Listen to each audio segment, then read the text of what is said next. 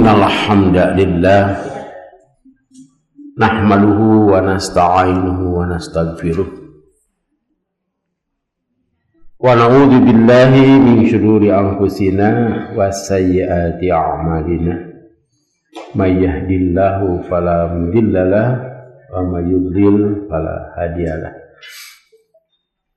wa ashhadu an la ilaha illallah wa anna muhammadan abduhu wa rasuluh. Amma ba'd, fa inna khairal hadithi kitabullah wa khairal huda Muhammadin sallallahu alaihi wasallam wa syarrul umuri muhdatsatuha wa kullu bid'atin dhalalah. Masih bab keutamaan ibadah haji. Sekarang nomor 731. Sebagaimana kita ketahui bahwa haji itu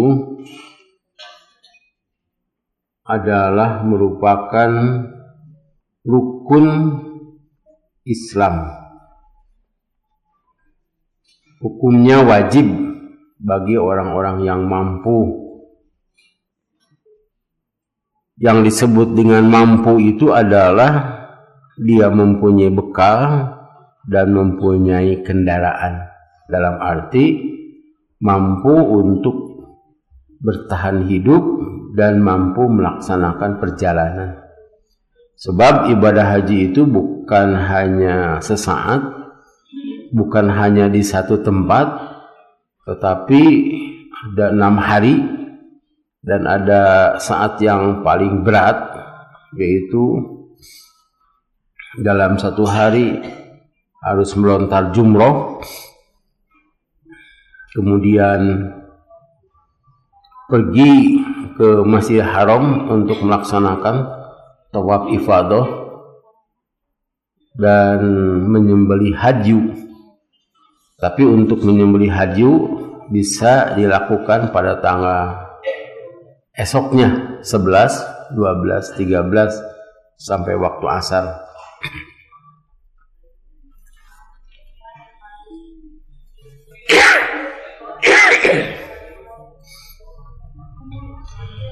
An Ibni Abbasin radhiyallahu anhu maqal, dari Ibnu Abbas, semoga Allah meridhai Ibnu Abbas dan bapaknya Abdullah dan bapaknya yaitu Abbas. Dan setelah ini hadis diriwayatkan dari Ibnu Abbas sampai akhir bab ini. Jadi Ibnu Abbas itu sebetulnya tidak ditugaskan oleh Rasulullah sallallahu alaihi wasallam, tapi Ibnu Abbas rajin mencatat, hafal dan memahami syariat Islam karena doa Rasulullah sallallahu alaihi wasallam. Jadi beliau memperhatikan segala sesuatu, khususnya tentang bab haji. Apa yang terjadi beliau catat. Jadi catatannya itu ada dalam ingatan. Salah seorang yang hafal apa yang diucapkan oleh Rasulullah sallallahu alaihi wasallam. Anna Nabiyya sallallahu alaihi wasallam laqiya rabban birrauha faqala manil qaumu faqalu man anta faqala Rasulullah farafa'at ilaihim ra'atun sobiyan faqalat ali hadza hajjun qala na'am walaki ajrun rawahu Muslim. Bahwa Nabi sallallahu alaihi wasallam bertemu dengan satu kafilah di Rauha. Nah, kita tidak tahu ya Rauha tadi mana. Ya, palebah mana kita juga tidak tahu. Arafah sebelah mana, Muzdalifah sebelah mana, kan hanya tahu di Mekah lah. Jangankan di Mekah tuh, di sini juga kita tidak tahu. Ada yang tidak tahu Rongga sebelah mana Rongga tuh? Hah? Paling mana sok tunjuk ti dia? Hah? Itu, nah itu percandaan lah Pak Camat mah.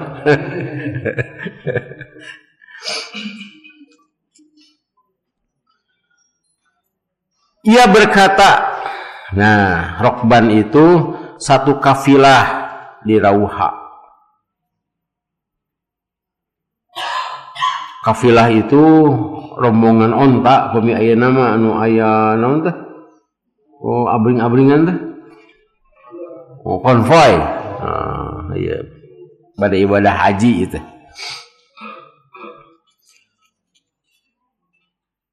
Faqala manil qaumu. Rasul berkata, "Urang mana ieu teh?" Nah, ini kaum siapa kaum ini? Orang mana ini? Jadi Rasul bertanya.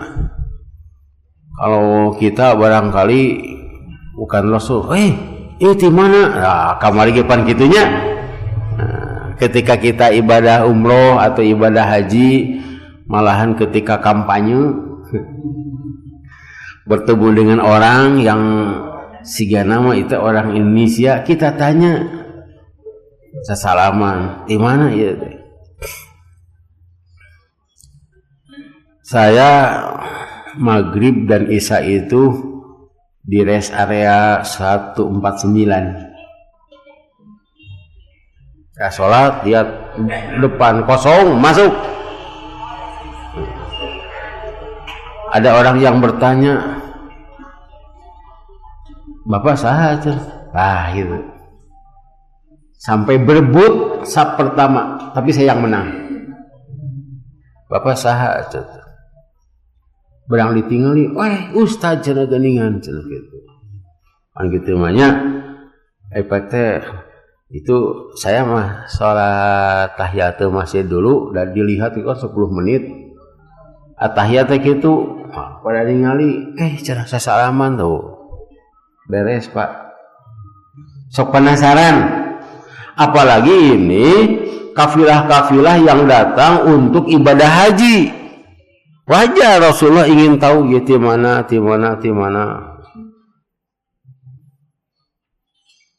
Faqalu, mereka tidak menjawab ini di Rauha itu. Man anta? Siapa engkau? Wani-wani nanyakeun ieu teh penasaran ieu teh sabet naroskeun. Sampai ada perhatian. Tidak menjawab kami dari mana, ini tidak ada jawabannya. Tapi mereka menyatakan lupi salira saha. Beliau menjawab, Rasulullah, saya Rasulullah. Wah, berarti tidak kenal kepada Rasul. Harita macan usum sosmed atuh. Kan aya namanya tingali heula gitu. Tapi ditinggali oge ayeuna teh, Pak, ada yang salah orang. Ada yang salah orang. Bapaknya cenah teh. Sana abi cenah. Ditinggali gitu. Tepat etanana. Aya anu yang apa? Yang serupa gitu kan? Ada gitu. Yang serupa. Nah, ini apalagi mereka itu sudah masuk Islam. Dan sudah mendapatkan pengajaran tentang Islam, tentang sholat, zakat, saum, apalagi ini ama-ama yang lainnya termasuk ibadah haji. Karena itu ada perintah ibadah haji, mereka berangkat.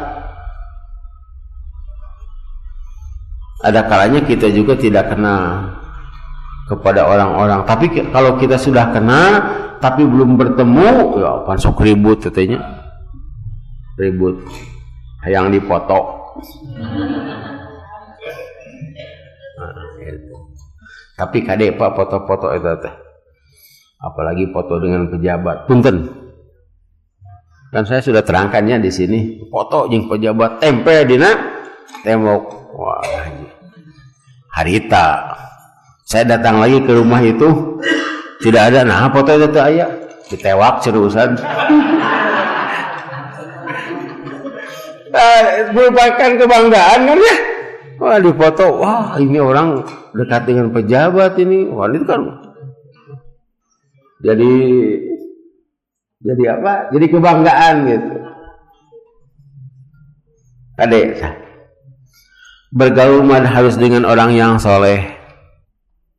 Tadi bukan tidak soleh ya, tapi kan tidak tahu kebiasaan. Kemudian ini obrolannya panjang. Bukan hanya itu. Tentu kita juga dapat membayangkan ya, ketika tahu Rasulullah kan banyak orang ini ingin bertemu, ingin dekat dengan Rasulullah, ingin didoakan. Cara mudah untuk ingin didoakan itu mudah sebetulnya. Ucapkan saja assalamualaikum ya Rasulullah. Assalamualaikum ya Rasulullah. Itu pasti Rasul menjawab waalaikumsalam. Itu kan doa dari Rasulullah. Nah, dalam situasi seperti itu,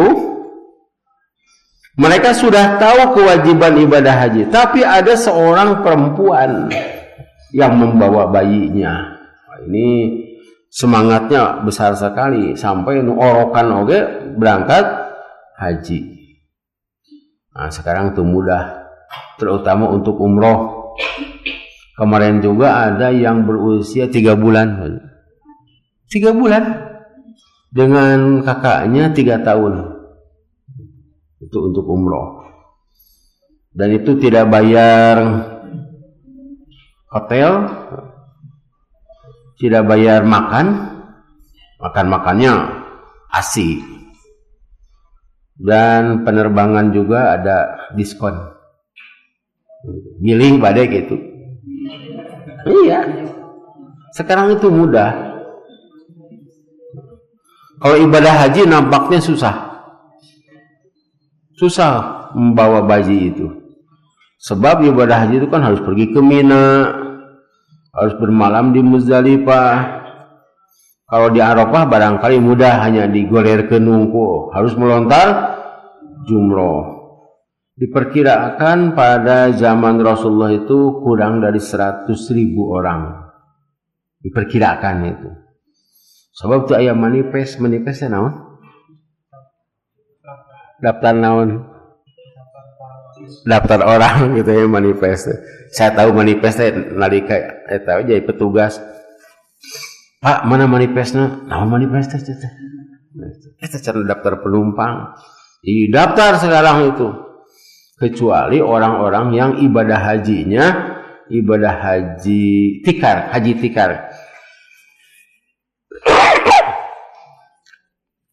Jadi haji tikar itu datang saja ke Mekah membawa rangsel ya, badag. Jadi kalau mau tidur di mana saja goler begitu. Bisa disebut haji goler, haji tikar. Dan itu dilindungi oleh pemerintah Arab Saudi. Ini adalah tamu Allah. Ya, kita tahu yang jalan kaki ya, yang naik motor, backjul, yang naik sepeda itu kan ada.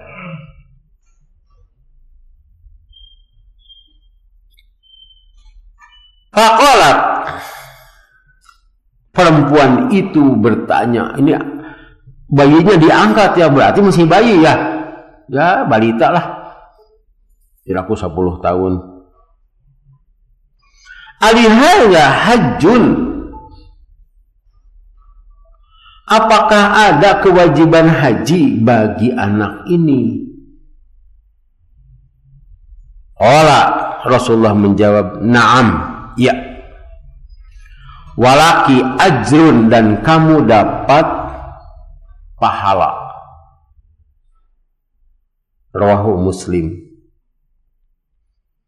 Ini menunjukkan bahwa seorang anak yang belum balik melakukan ibadah tidak berpahala dan tidak ada kewajibannya, tapi pahalanya untuk orang tuanya.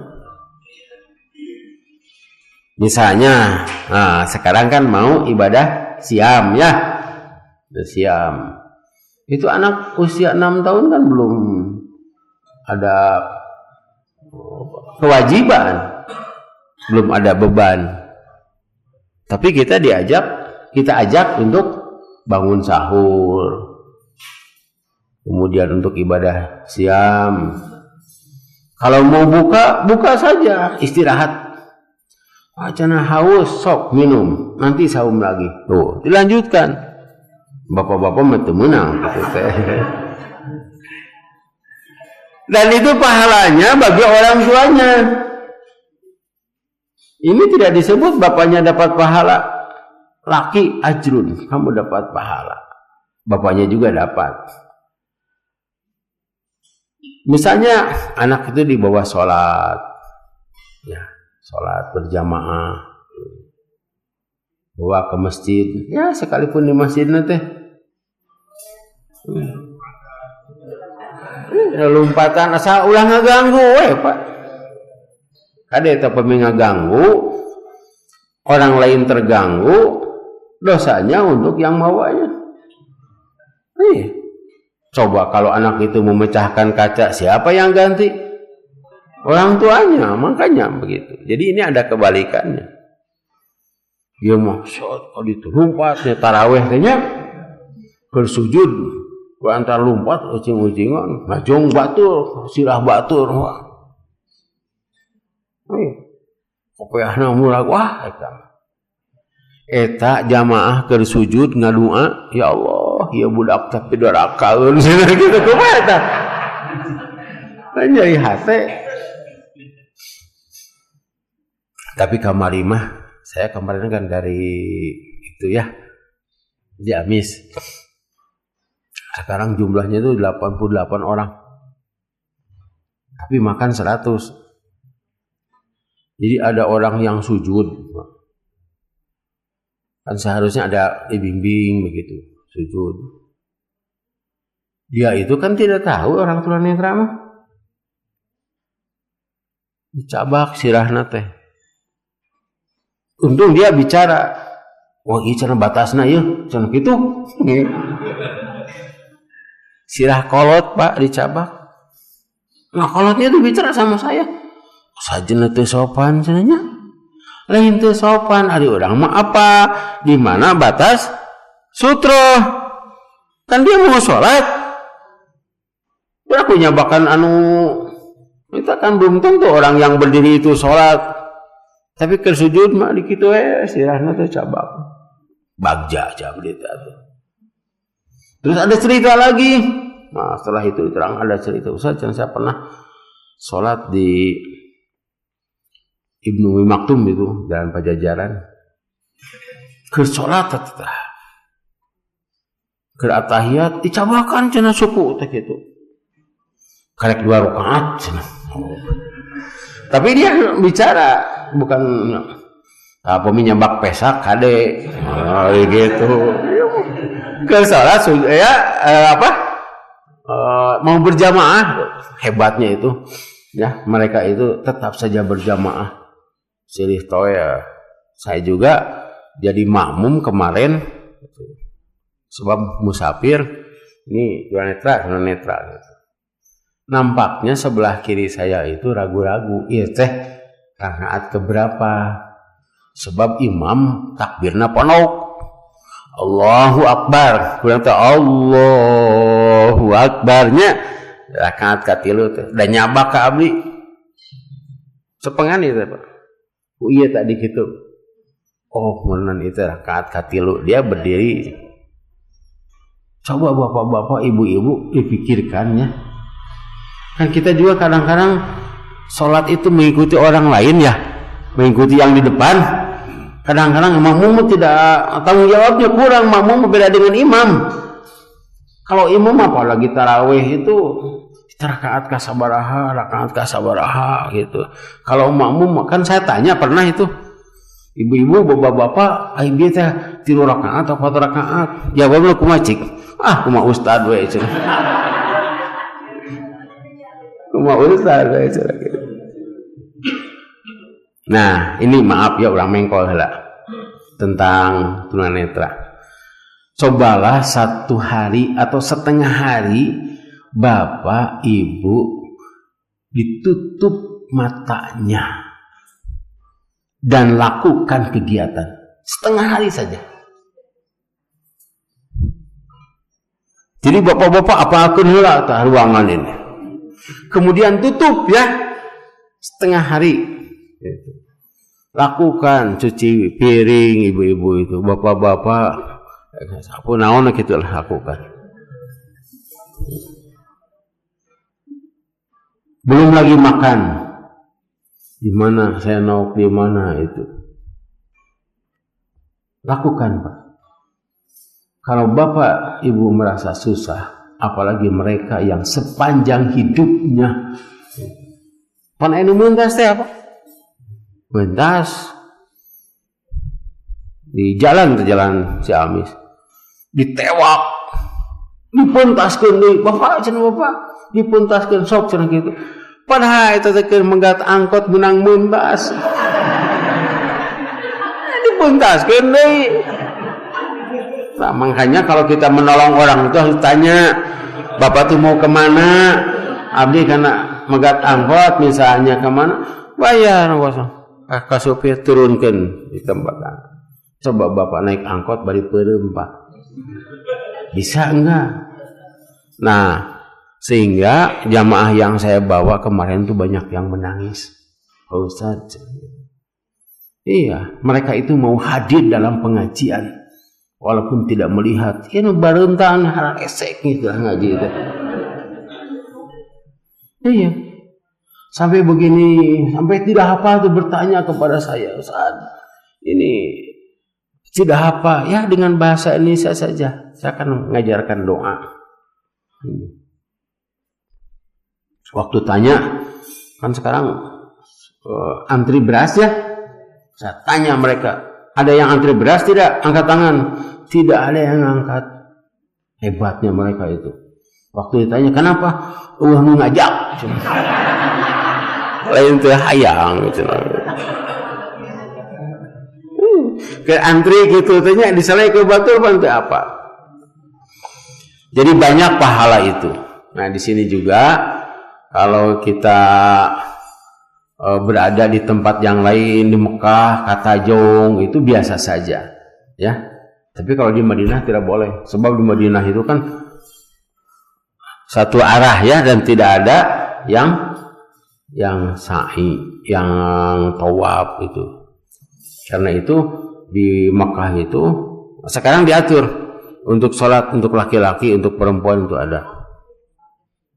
Tapi kita harus mengerti kalau kita ibadah haji ke Mekah harus mengerti apa yang dikatakan oleh askar. Sebab orang Arab mah kalau bicara itu si galu ngamek. Urang keur lempang, salah lempang teh tah. Haji tarik cenah. Maksudna teh kasih heula. Ieu keur jalan, tarik teh jalan. Pulantaran si gaduh carekan teh begitu tarik ku. Haji tarik.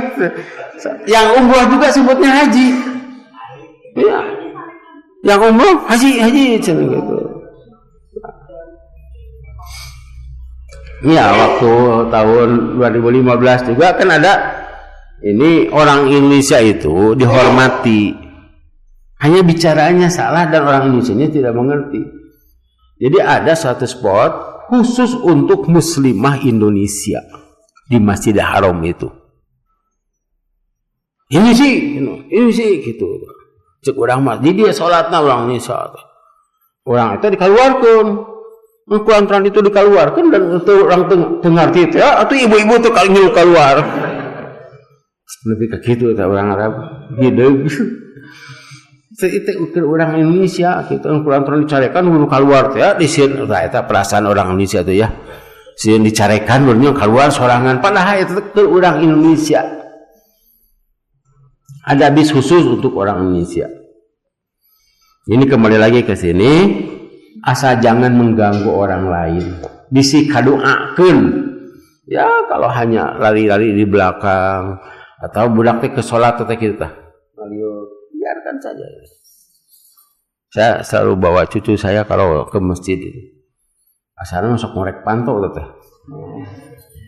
Ngorek pantau.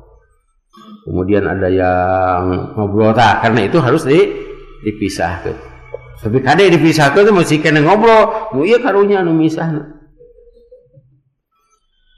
Dan ini kenyataannya banyak orang yang melakukan ibadah haji dengan anaknya karena anaknya tidak ada yang mengasuh menunggu. Biasanya itu TKI, tenaga kerja Indonesia. Di sana mereka berkeluarga, kemudian punya anak dan ada kesempatan haji, anaknya itu dibawa haji. Nah, Ustaz Irfan itu dama itu terus haji itu teh. Sebab ibadah haji ketika dia lahirnya di sana di Mesir. Jadi ibadah haji tidak ada yang membawa. Kalau di sini kita bisa titipkan, tapi harus diperhitungkan juga. Jadi harus diprogram mau ibadah haji itu. Sebab orang yang hamil tidak boleh berangkat. Tapi dulu mau ngajakeun ingin punya anak lahir di Mekah. Itu ibadah haji teh ngahirkeun wungkul.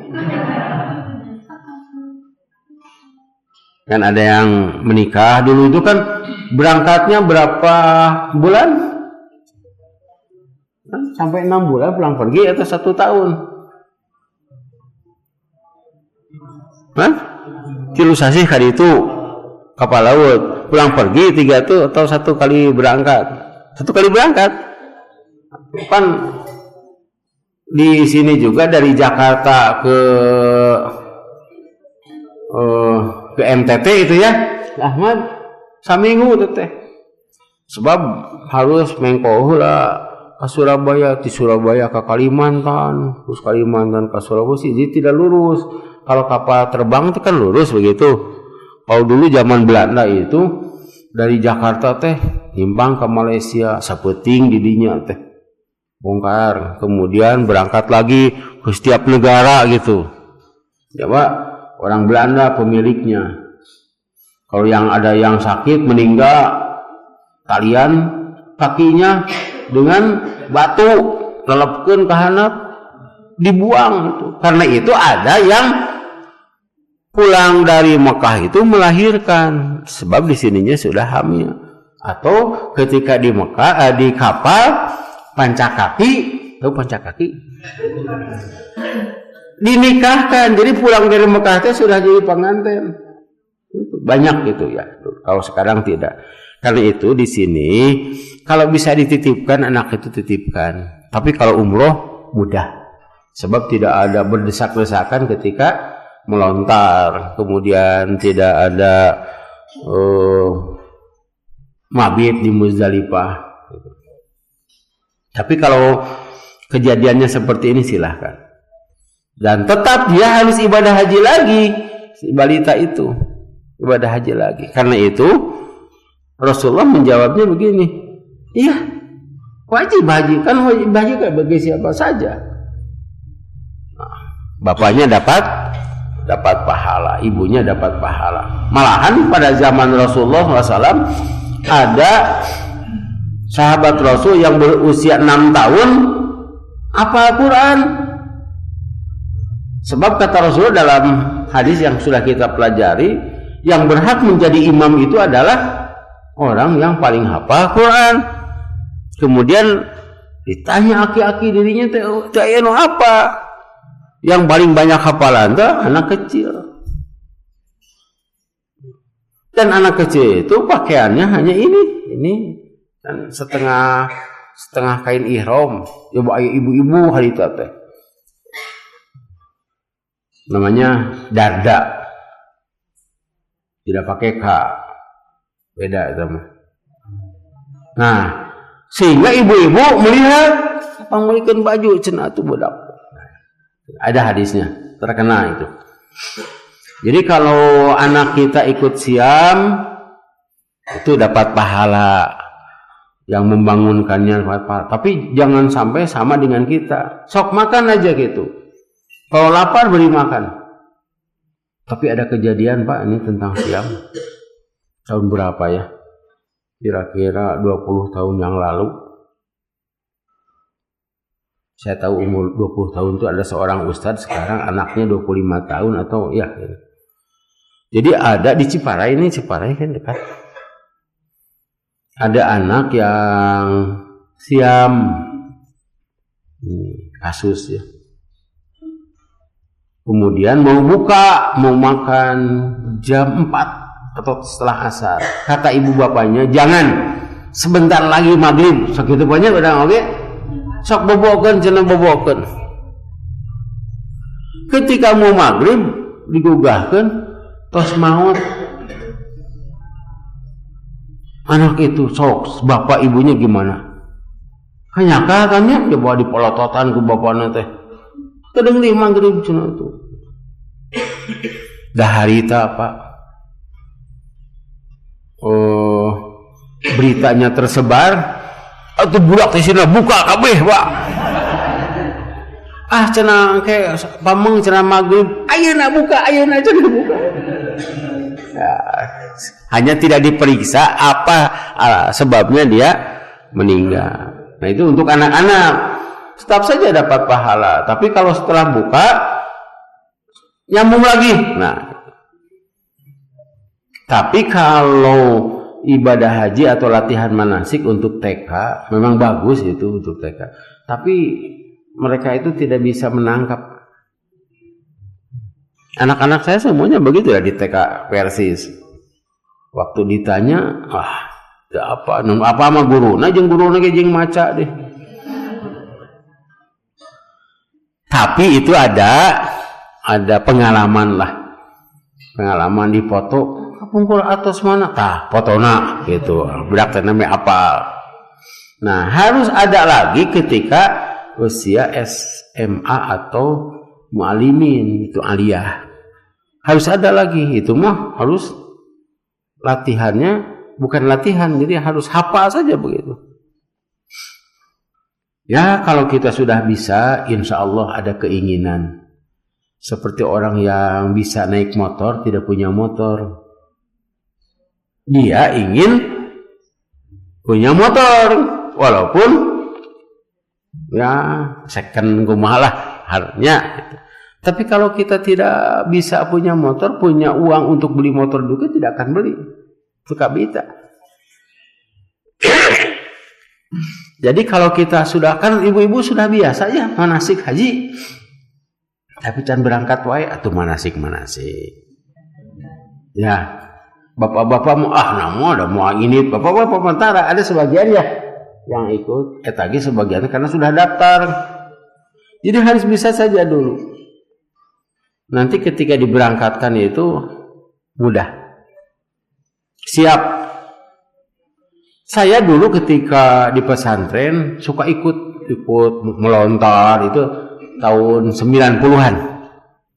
Ikut melontar, ikut ngabling. Sampai saya di ada jamaah, itu budak kan saya pakaian biasa. Dulu mah sampai ke jalan itu. Cenah budak teh ngaherinan batur. Sampai itu ada jamaah gitu, kata Ustaz Abdul Latif Muhtar. Nanti di Mekah itu lebih herin, kudu diherinan. Wah langsung saya kan bawa santri, sini ngaherinan lah gitu. Nah ketika saya ditanya siap haji, siap, kan mudah ya, siap tuh kayak abdi bade heula ieu cenah ka Ustaz Rahmat heula eta cenah teh buku ibadah haji, ibadah apa nih. Di umroh terutama siapkan saja. Jadi ketika kita sudah bisa, ada uang, ada keinginan. Ada keinginan. Ketika ada yang ngajak, siap. Jangan sampai persiapannya mendadak, diri itu hilaf, Pak. Kita lanjutkan ke hadis nomor 732. Wa anhu, wa anhu dari Ibnu Abbas radhiyallahu anhu maqal kana Fadl bin Abbas radifa Rasulillah sallallahu alaihi wasallam. Adalah Fadl bin Abbas ini anak Abbas juga, adiknya Ibnu Abbas. Ini juga Ibnu Abbas. Kalau tadi Abdullah bin Abbas, nah ini adiknya. Radifa Rasulullah sallallahu alaihi wasallam. Radifa itu membonceng. Membonceng. Nah, ini ada pengertian yang berbeda di kita. Kalau membonceng itu yang di belakang. Tapi di urang mah membonceng teh ya di depan. Padahal yang membonceng itu kan, membonceng itu yang ngilu menempel begitu. Fadl bin Abbas ini membonceng kepada Rasulullah sallallahu alaihi wasallam naik onta.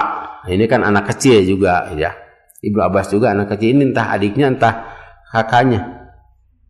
Kakak Ibnu Abbas. Ini sedang ibadah haji. Jadi ada anak kecil dibawa saja. Itu kan sepupu Rasul teteh. Ya. Jadi Ibnu Abbas itu anak Abbas, Abbas itu paman Rasul, dan istri Rasul Maimunah itu adalah bibinya Ibnu Abbas. Kumatah. Jadi Ibnu Abbas itu ke Rasul itu kakak sepupu, ya, seaki, dan kepada istrinya Maimunah itu bibi. Karena itu Ibnu Abbas sering bermalam di rumah Rasulullah SAW. Nah, ini adiknya dibonceng ke Rasulullah SAW. Datang seorang perempuan dari bangsa Khas'am. Oh ya, tadi ya.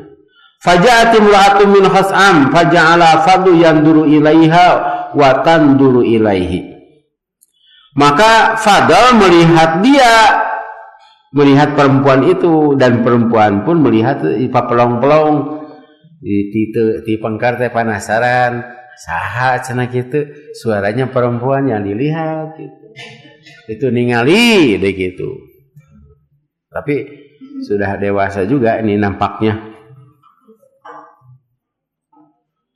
Waja'ala Nabi sallallahu alaihi wasallam yasifu wajha Fadli ila syikil akhar. Dan Nabi sallallahu alaihi wasallam memalingkan muka Fadl, biasanya sirih pelong digitukeun ku Rasul. Rek ibadah haji teh, ade, jadi ibadah haji teh tinggalin, wah, nu ieu mah beda aja di pelong gitu. Anak sedekutan rek balanya teh, yes, ku bapak we. Oh, itu rek balanya teh. Merukan sorangan gitu. Torojo we apa? Suaminya, udah ning belanjanya, udah bayar berapa? Oh, sama si AA, senapan itu teh nyeri hate itu teh.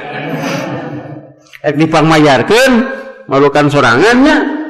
Ya memang sendiri dia itu, tapi setelah dibayarkan ek ngajak ngobrol, minalian eta teh nyuhun ke nomor. Datang suaminya, tes nuhun cenanya, mah cenah pan melihat eta. Jadi ketika ibadah haji, ibadah umroh itu banyak godaan. Nah, ini salah satu contohnya ya. Kalau melihat begitu tidak durhaka. Tapi kalau melihatnya dengan perasaan itu beda. Merukan kamari kok abi aya ngagandeng atuh ka dieu teh belah dieu itu perempuan. Dikitu kita antep we depan saya pembimbingnya muntang we Pak, perempuan Pak. Janda lagi. Ya. Nah, ini masalah hajinya ini. Faqalat ya Rasulullah, maka perempuan itu bertanya, wahai Rasulullah, inna faridatallahi ala ibadihi fil haji adrokat abi syaikhun kabiran. Di waktu Allah memardukan atas hambanya ibadah haji, nah ketika ada kewajiban haji, bapak saya sudah renta. Kan ibadah haji itu diwajibkan pada tahun ke-6 Hijrah. Nah, ketika ke-6 Hijrah itu ada orang yang mau berangkat haji tapi sudah renta. Mun ayeuna mah usianya 80-an, 70-an. Tapi 70 mah jag-jagkeun nya. Haji sabaraha? Kan? 1 tahun deui.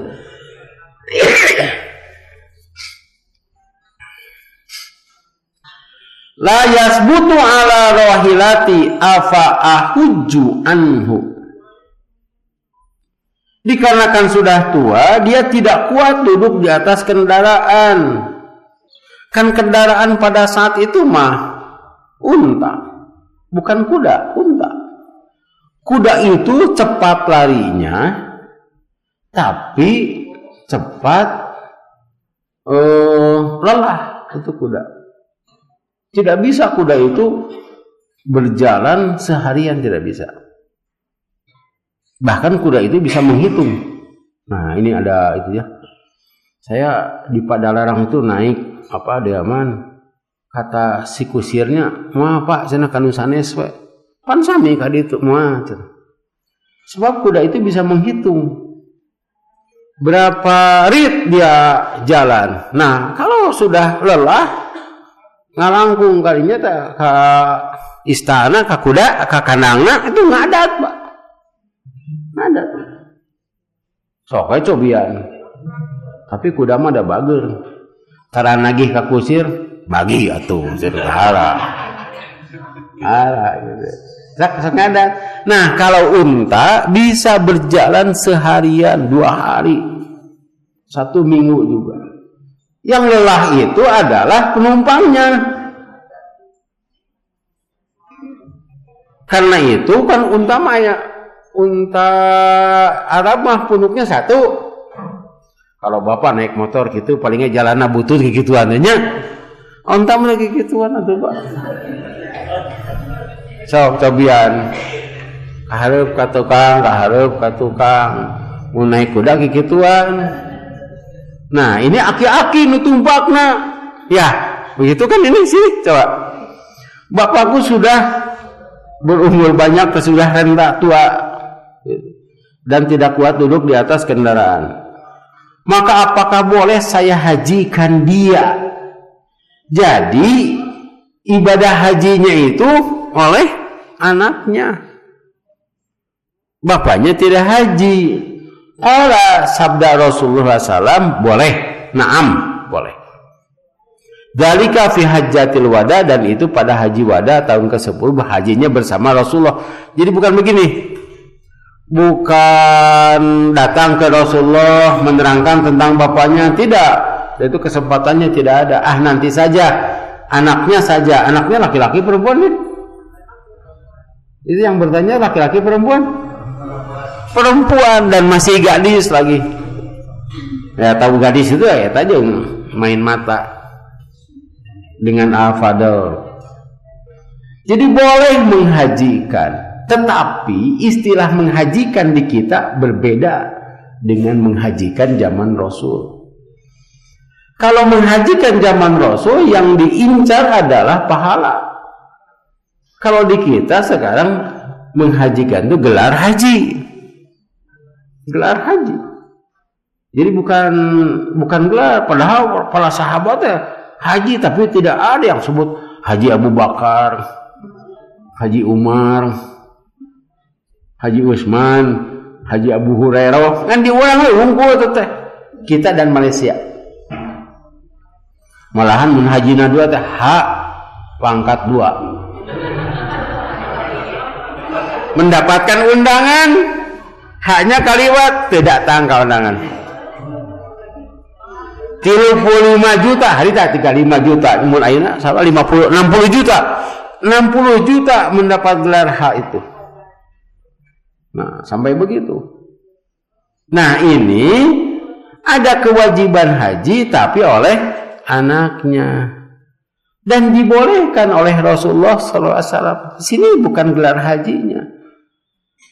orang tuanya itu lepas dari kewajiban dan biayanya serahkan kepada anaknya.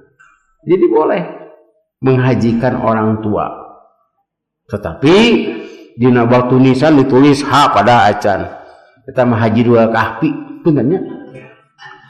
Haji ngawadua ka Mekah teu nepi.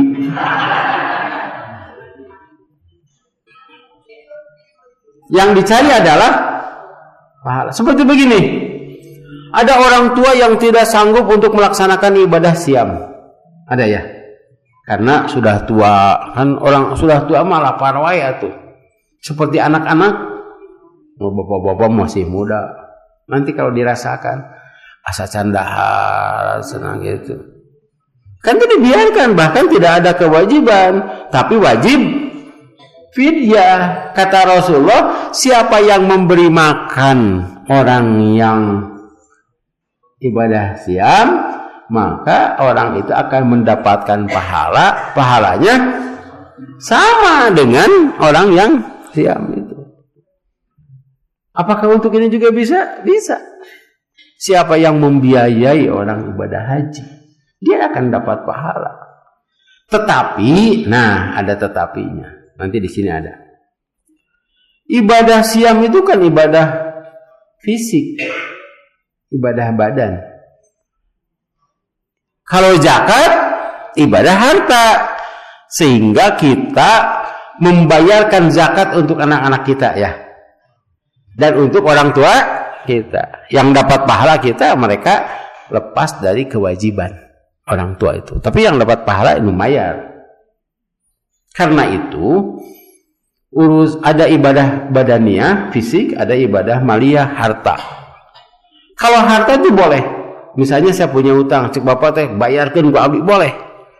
Tapi kalau ibadah fisik seperti ibadah sholat, hoream sholat kena lah, ku abdi we salatkeun.